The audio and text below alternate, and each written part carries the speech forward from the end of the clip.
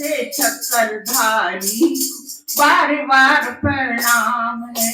हे पूर्ण परमात्मा पापों का कर दो खात्मा, विष्णु ने धर्मात्मा हम सब तेरी आत्मा।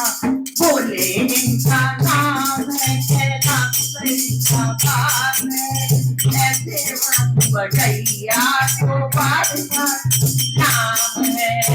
पूर्ण परमात्मा पापों का कर दो खात्मा, धर्मात्मा हम सब तेरी आत्मा।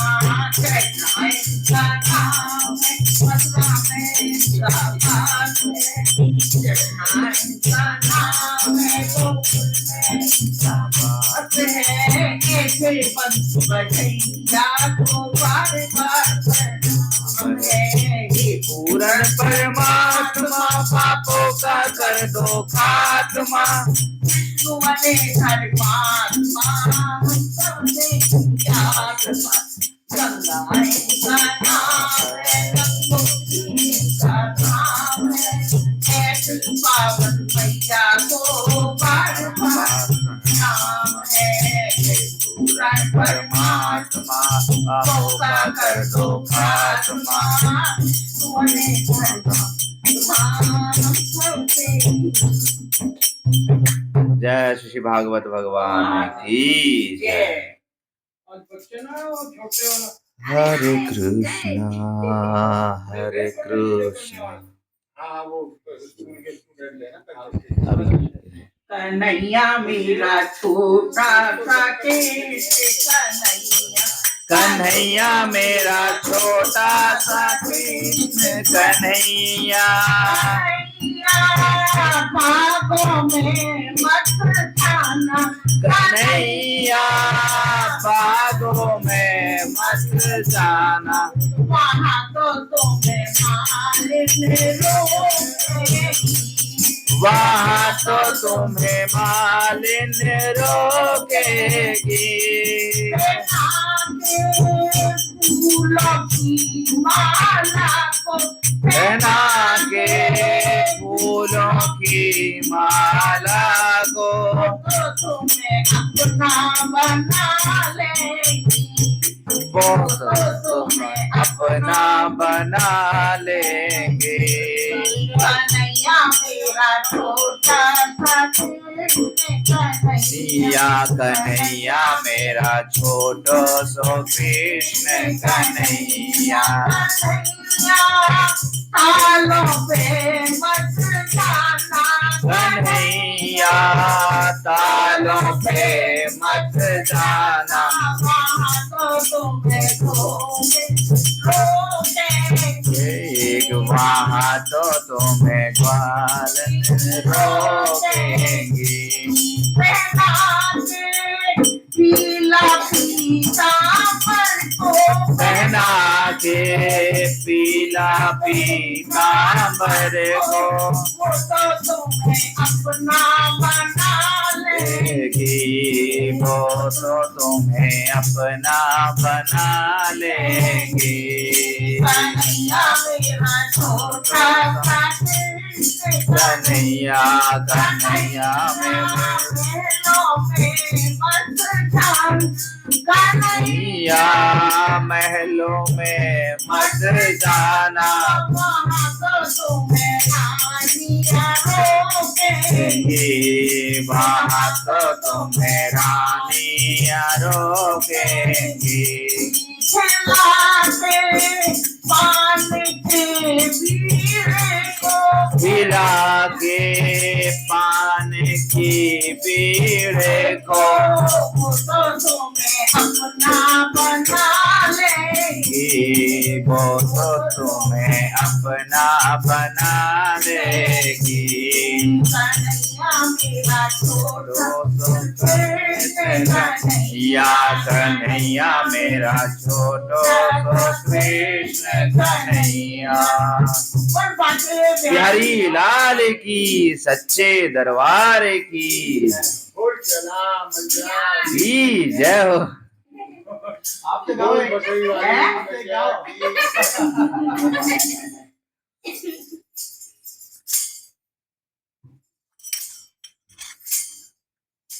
और बोला हाँ बोलो बोलो और एक बोला। बात है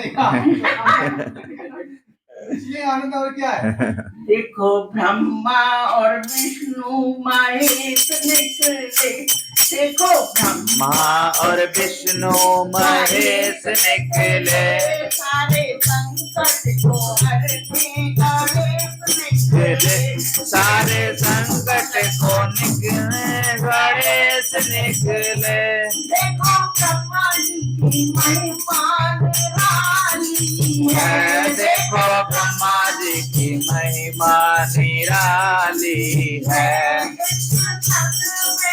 सरस्वती माता है इनके संग में सरस्वती माता है इनके मुख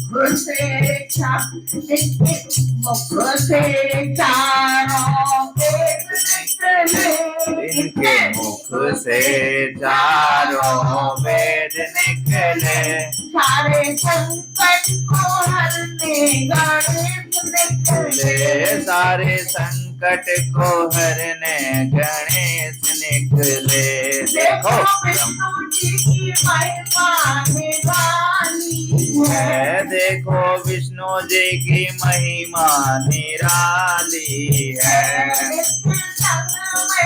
लक्ष्मी माता है इनके संग में लक्ष्मी माता है इनके हाथों से धनी और कुबेर निकले इनके हाथों से धनी और कुबेर निकले सारे संकट को हरने गणेश निकले सारे संकट को हरने गणेश निकले देखो महेश की महिमा निराली है देखो महेश की महिमा निराली है संग में पार्वती माता है इनके संग में पार्वती माता है इनकी जटा से गंगा की धार निकले इनके जटा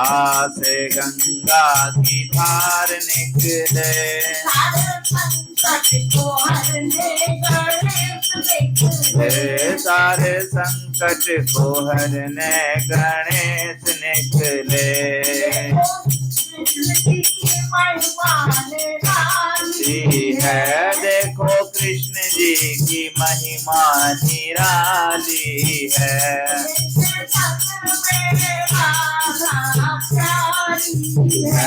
इनके संग में राधा प्यारी है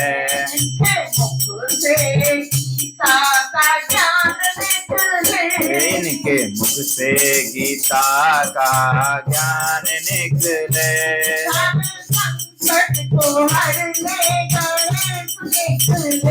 सारे संकट को हरने गणेश निकले जय हो जय हो जय हो जय हो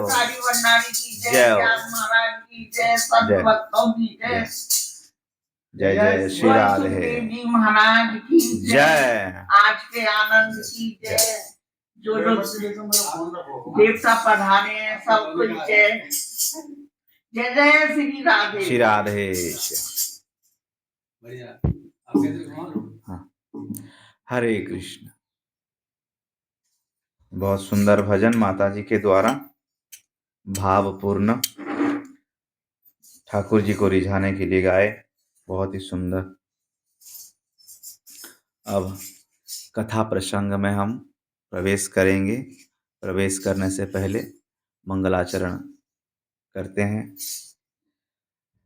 ओम अज्ञानतिमिरान्धस्य ज्ञानाञ्जनशलाकया चक्षुरुन्मिलितं येन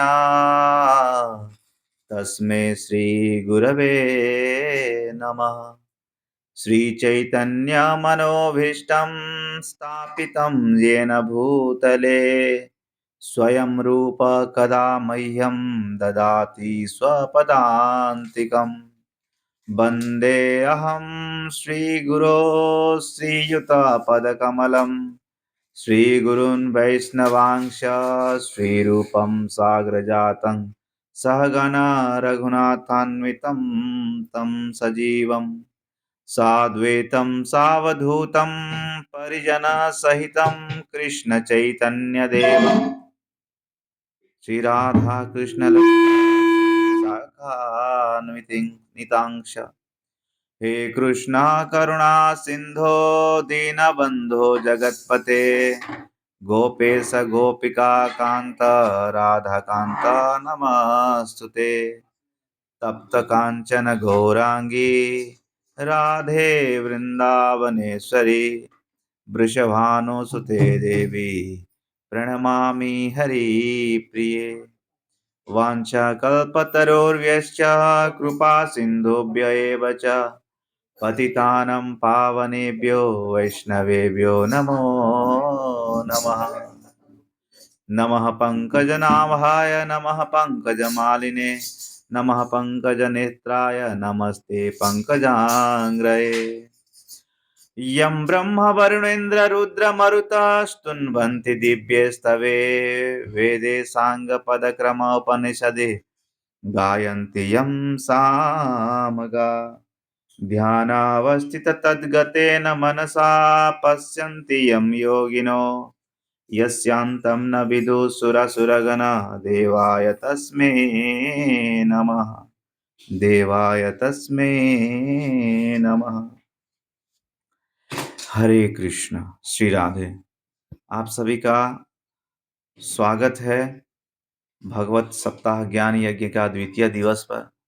परम मंगलमय परात्पर परम अखिलेश्वर करुणा वरुणालय तड़ित पीताम्बरधारी श्री श्रीमद भगवान बाल कृष्ण की वांग्मय स्वरूपा श्रीमद् भागवत सप्ताह ज्ञान यज्ञ का द्वितीय दिवस है। उपस्थित सभी साधु संत ऋषिगण माताएं प्रभु जी सभी को मेरा यथा योग्य प्रणाम। हरे कृष्ण। प्रसंग से पहले थोड़ा भगवान का हरिनाम तत्पश्चात हम प्रवेश करेंगे प्रसंग में।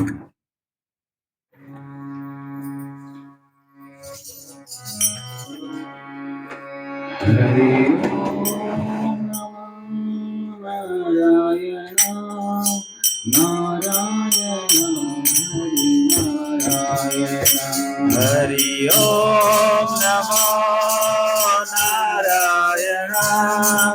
नारायण नारायण नारायण। हरि ओम नमो नारायण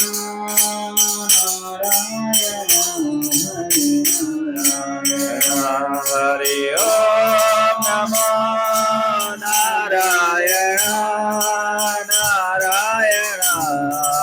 नारायण हरे श्रीमन्नारायण नारायण हरे हरे।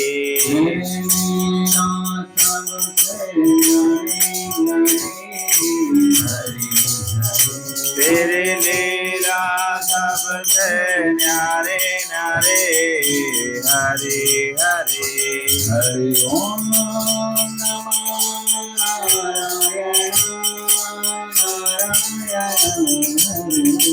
नारायण हरि ओम नमो नारायण नारायण नारायण। हरि ओम नारायण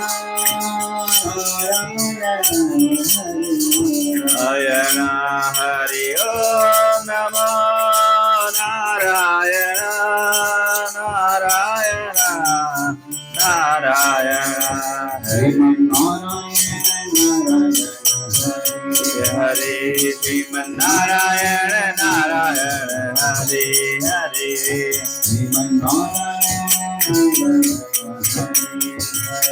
श्रीमन्नारायण नारायण हरे हरे।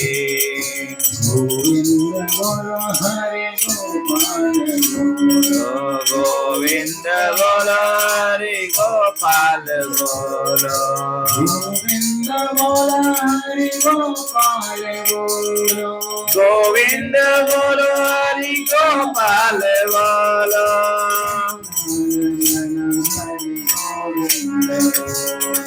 राधा रमण हरि गोविंद बोलो गोविंद जय जय गोपाल जय जय गोविंद जय जय गोपाल जय जय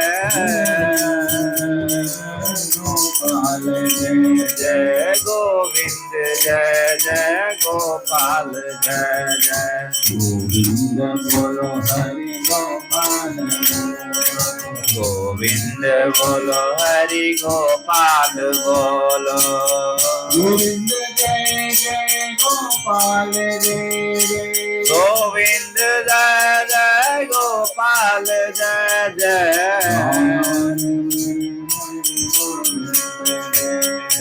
राधा रमण हरि गोविंद जय जय गोविंद बोलो हरि गोपाल गोविंद बोलो हरि गोपाल बोलो नारायण नारायण श्रीमन नारायण नारायण नारायण भजमन नारायण नारायण नारायण भजन नारायण नारायण नारायण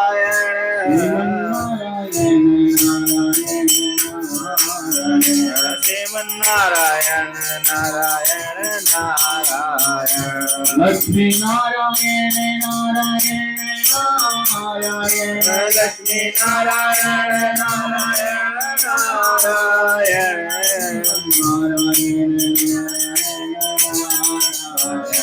श्रीमन नारायण नारायण नारायण नारायण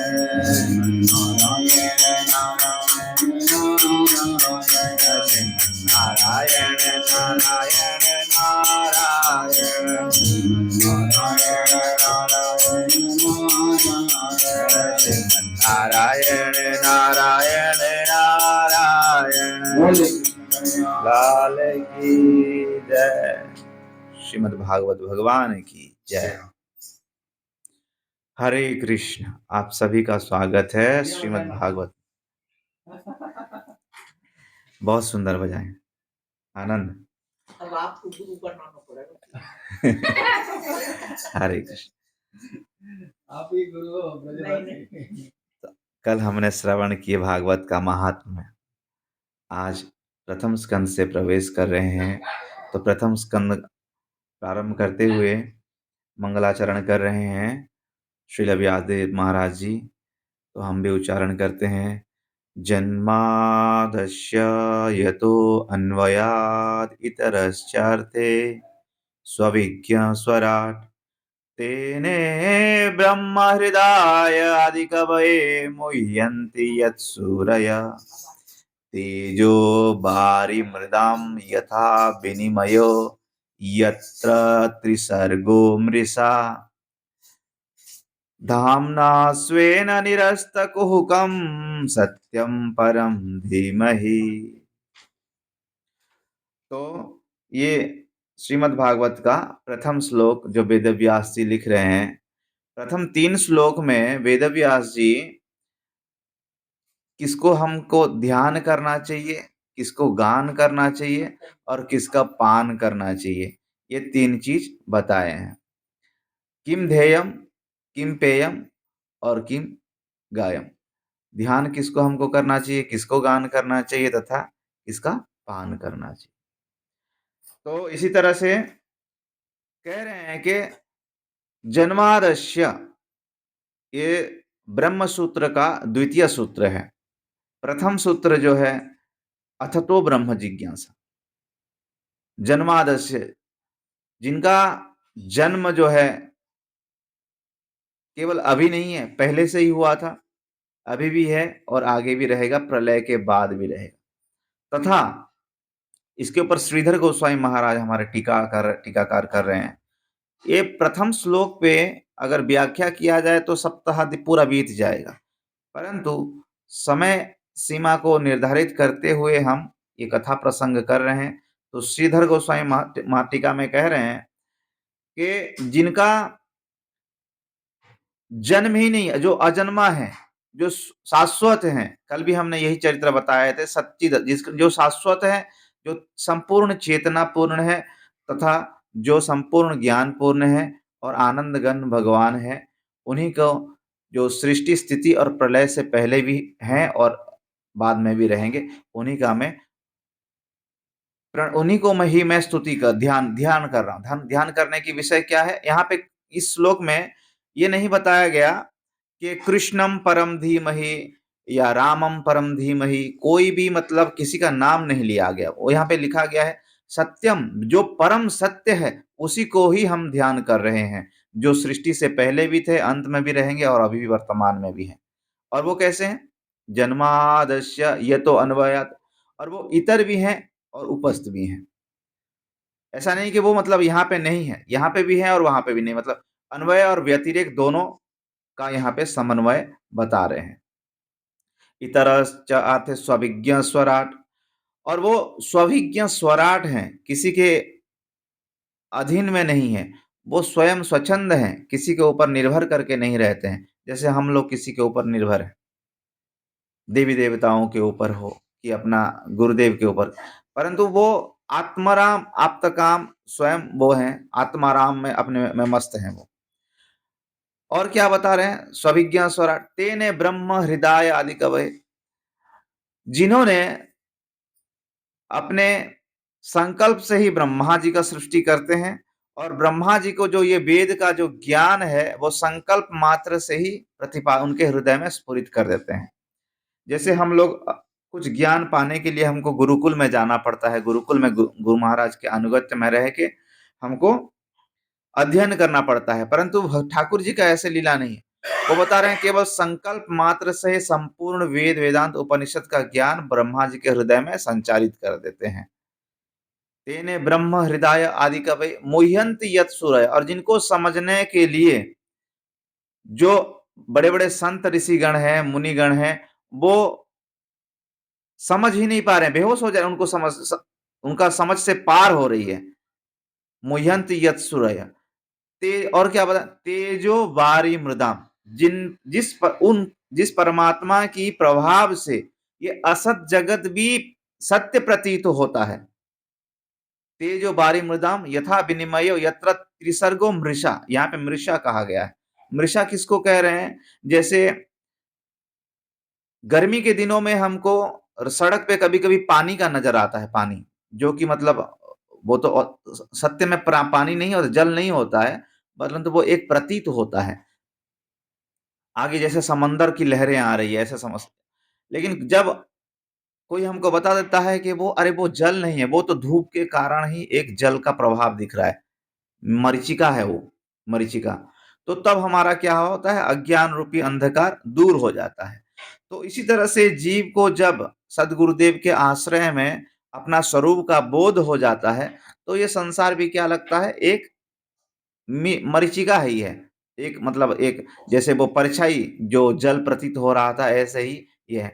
और ये संसार सागर क्या हो जाता है? उसके लिए छोटे बछड़े गाय का खुर के में जितना, खुर का चिन्ह में जितना जल रहता है उतने जल के बराबर हो जाता है। संसार को ठाकुर जी के आश्रय पे आराम से तय, ये लेकिन ये कब होता है? जब अपना स्वरूप को जान लेता है। तेजो वारी मृदाम यथा विनिमयो यत्र त्रिसर्गो मृषा धामना, इस उन्हीं वही धामना स्वेन निरस्त कुहुकम सत्यम परम धीमहि।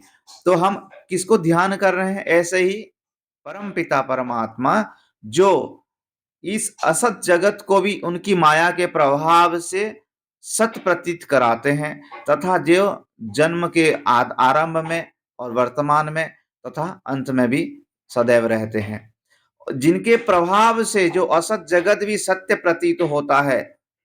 और ये जो त्रिताप है, जो आनंद कंद भगवान है, ये त्रिताप से भी हमको निवारण कर लेते हैं। ऐसे प्रभु के चरणों में ही हम ध्यान कर रहे हैं, ऐसे श्रीधर गोस्वामी महाराज अपने टीका में लिख रहे हैं। फिर द्वितीय श्लोक में स्तुति करते हुए कह रहे हैं, धर्मो प्रजित कैतवोऽत्र परमनिर्मत्सराणां सतां वेद्यं वास्तवम् अत्र वस्तु शिवदं तापत्रयोन्मूलनम् श्रीमद्भागवते महामुनिकृते किं वा परेरीश्वरे सद्यो हृदि अवरुद्धते अत्र पृथ्वी शुश्रूषुभिस्तत्क्षणा। यहाँ पे 3 बार अत्र अत्र अत्र कह के यहाँ पे बता रहे हैं कि धर्मा प्रोजिता कैतवो अत्र। धर्म, जो जीव का वास्तविक धर्म क्या है उसका निरूपण कर रहे हैं यहाँ पे, निष्कपट भाव से धर्म का। तो धर्म पालन करने में यहाँ पे प्रश्न उठेगा कि धर्म पालन करने में महाराज जी क्या कोई कपटता होती है? धर्म तो निष्कपट होती नहीं, धर्म भी लोग कपटता पूर्ण करते हैं। कैसे? उदाहरण अगर हम ले लें, हम कोई धर्म का कार्य कर रहे हैं लेकिन उसमें हमारा कुछ स्वार्थ छुपा हुआ है कि जैसे हमने भागवत का अनुष्ठान कर दिए, परंतु ये क्या हो गया, इसमें हमारा कोई स्वार्थ है कि हमारा ये कल्याण हो जाए, वो कल्याण हो जाए, तो ये निष्काम कार्य में नहीं होगा, ये सकाम कार्य में हो। उसके उसके फल स्वरूप क्या होगा, हमको कुछ फल मिलेगा अपना। तो इसी तरह से इसका जब निष्काम भाव से करेंगे तो ये श्रीमद् भागवत हमको क्या देगा, उस चरम जो मुख्य विषय वस्तु है। मुख्य विषय वस्तु क्या होता है? धर्म अर्थ काम मोक्ष से ऊपर उठ के पंचम पुरुषार्थ जो है कृष्ण प्रेम। भगवान श्री कृष्ण के चरणों से हमारी प्रेम हो जाएगी, उनके रतिमति से सुंदर तरीके। तो ऐसे निष्कपटता पूर्ण अगर हम धर्म का संपादन करते हैं तो हमारा जीवन का जो परम लक्ष्य है उसी को हम प्रतिपादन कर पाएंगे। परंतु अगर हमारा उद्देश्य ही कुछ और हो गया तो उसमें हमको जो मुख्य फल मिलना चाहिए वो मिलेगा नहीं।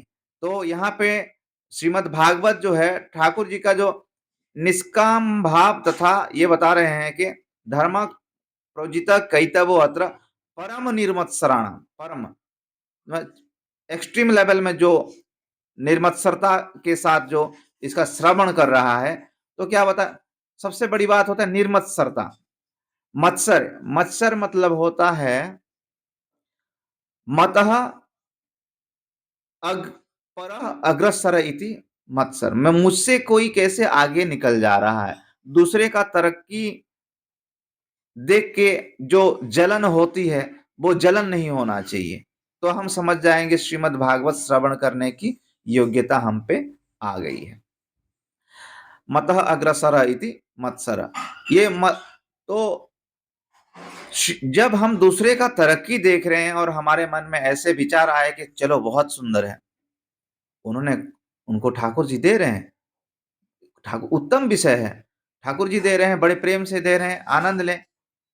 तो इसी तरह से अगर हम सोचें तो हमारा हृदय में मात्सर्य रहित हो जाएगा हमारा हृदय, और श्रीमद् भागवत का यथारूप को हम श्रवण कर पाएंगे। परमो निर्मत्सराणाम सतम वेद्यम वास्तवम अत्र वस्तु शिवदम तापत्रयोन्मूलनम। वेद का जो वास्तवम अत्र वास्तव विषय वस्तु है उसी का हम रसस्वादन कर पाएंगे। तापत्रयोन्मूलनम, तापत्रय कल भी बताया गया था कि 3 प्रकार जो ताप है उसी से हमारे निवारण हो जाएगा। अन्यथा महादेव जी बता रहे हैं पार्वती जी को कि गुरु तो बहुत मिलते हैं। कैसे गुरु मिलते हैं बता रहे हैं, गुरवो बहव संति शिष्या वित्तपाहारका दुर्लभ सद्गुरो देवी शिष्य संतापहार। गुरु बहुत मिलते हैं देवी जी, जो शिष्य के धन लूटने की प्रयत्न करते हैं। उनको बोल देंगे कि आप केवल सेवा करिए, आपको नाम जप करने की कोई आवश्यकता नहीं, ग्रंथ पढ़ने की कोई आवश्यकता नहीं, हम सब कर दे रहे हैं, और आप केवल आप धन ही देते रहिए। पर तो उससे क्या होगा, उसका जो परम कल्याण है, जो नाम जप से होने वाला था, वो नहीं होगा, वो रुक जाएगा, परम कल्याण नहीं होगा और वो भटक जाएगा। परंतु बता रहे हैं दुर्लभ हो सदगुरु देवी, दुर्लभ हैं जो सदगुरु मिले जो आपको नाम जप करने का उपदेश दें। इसीलिए चौबीसों घंटा हम बोलते हैं नाम की महिमा, नाम की महिमा, क्योंकि कली दो से निधे राजन अस्ति एक महान गुण कीर्तनादि देवस्य कृष्णस्य मुक्त संगम परम। कली युग जो है दोषों का भंडार है, एक दो दोष नहीं है, दोषों की गोडाउन है ये।